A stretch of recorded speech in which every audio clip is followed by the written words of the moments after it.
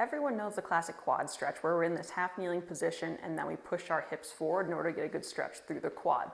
We're going to do that today, but we're going to add something in there as well too.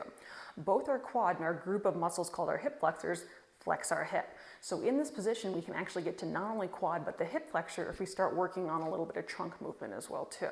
So what we're going to do is, starting in the same position, one of the important things here is making sure hips stay tucked underneath you.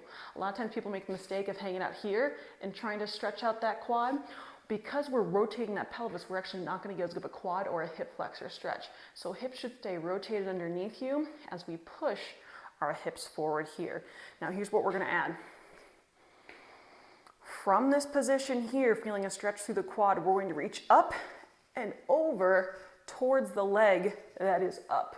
What this does now is it starts to also tension that hip flexor muscle that runs from our hip all the way to our spine actually.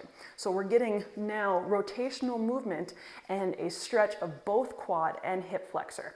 Anytime you can get movement into a stretch, it tends to be more beneficial for those muscles. So go ahead and give this guy a try and let me know what you think.